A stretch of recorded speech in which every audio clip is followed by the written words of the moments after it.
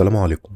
لو الجهاز بتاعك بطيء شوية وانت شغال على برنامج بلندر، يعني الفيو بورت بطيء وكمان الريندر بياخد وقت كبير، في الفيديو ده ان شاء الله هقولك على شوية تريكات هتخلي البرنامج يبقى اسرع. اول حاجة هنحاول نخلي الفيو بورت يبقى اسرع شوية. لو عندك بلندر نسخة 5.0 او اعلى خلي الاختيار ده فولكين، هتحس بفرق كبير وسرعة في الفيو بورت.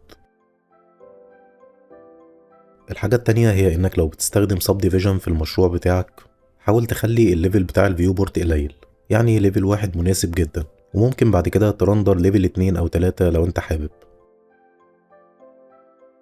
رقم 3 هي انك تحاول تخلي الفيو بورت بتاعك مفيهوش غير الحاجة اللي انت شغال عليها بس. يعني لو مثلا شغال على مشروع فيه كذا اوبجكت وانت حاليا شغال على اوبجكت معين، يبقى مفيش داعي انك تخلي باقي الاوبجكت كلها ظاهرة في الفيو بورت. عشان كده دايما استخدم زرار سلاش من الكيبورد عشان تركز بس على الاوبجكت اللي انت شغال عليه وتخفي باقي الاوبجكت.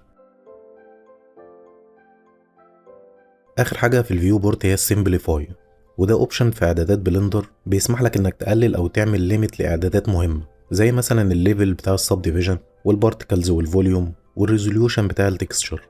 كل الحاجات دي تقدر تعمل لها ليميت في الفيو بورت وكمان في الريندر لو انت عايز. نيجي بقى للريندر. لو الجهاز بتاعك بطيء في الريندر لدرجة انك مستحيل ترندر انيميشن عليه، فالحل هنا انك تستخدم ريندر فورم. اشهر مواقع الريندر فورم هو موقع شيب ات، ده موقع مجاني والطريقة بتاعته سهلة، وان شاء الله ابقى اعمل فيديو شرح للموقع. الريندر فورم فكرتها ببساطة هي انك بدل ما ترندر مشروعك على جهازك لوحده، بتستغل قوة اجهزة ناس تانية على الانترنت عشان تسرع العملية. يعني مثلا لو المشروع بتاعك 300 فريم، ممكن يقسم لك الفريمات دي مثلا على 20 جهاز، كل جهاز يرندر 15 فريم بس. طبعا قبل كل ده انت بترندر فريمات للناس الاول عشان بس تاخد نقط تبدأ بيها ترندر المشروع بتاعك، بس ما تقلقش، يعني انت ممكن ترندر فريم واحد بس وبعد كده تبدأ على طول ترفع شغلك. الحاجة التانية هي الاوبتيكال فلو، ودي تقنية موجودة جوه بلندر وكمان برامج تانية زي ادوبي بريمير وافتر افكت. فكرة التقنية دي انها بتقارن بين فريمين وتحسب حركة البيكسل فيهم وتحط لك فريم في النص بناء على الحسابات دي. يعني انت ممكن ترندر الفيديو بتاعك على 15 فريم وبعد كده ترفع له 30 فريم او 60 لو انت حابب، بس طبعا عيبه ان مش دايما النتيجة بتبقى كويسة. يعني مثلا لو المشهد فيه حركة سريعة او اضاءة بتتغير بسرعة، ساعتها هتلاقي تشوهات غريبة في المشهد بتاعك. بس لو بتعمل اعلان لمنتج مثلا والحركة هادية، فده ممكن يكون حل كويس.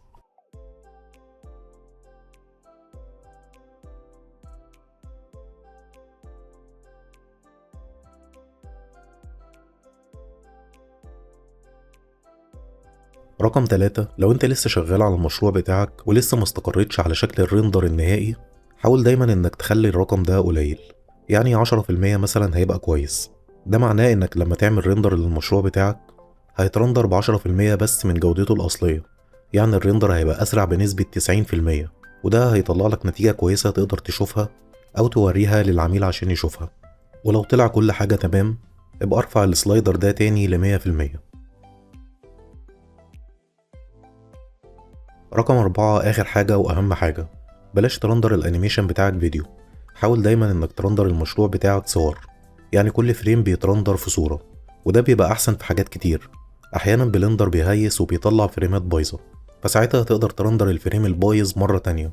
كمان لو الكهرباء قطعت أو حصل أي حاجة والرندر شغال، لو بترندر فيديو مثلا هتلاقيه باظ، لكن لو بترندر صور فعادي تقدر تكمل من غير أي مشكلة. برضو لو المشروع بتاعك كبير ومش عايز تضغط على جهازك، ممكن ترندر الفيديو على مراحل، لكن لو بترندر فيديو مش هتعرف تعمل كده طبعا. وبس كده، دي كانت شوية تريكات عشان تخلي جهازك أسرع في الريندر وفي الفيو بورد. لو عجبك الفيديو ما تنساش تتابعني عشان تشوف كل الفيديوهات الجديدة، واشوفكم على خير في فيديو جديد إن شاء الله. سلام عليكم.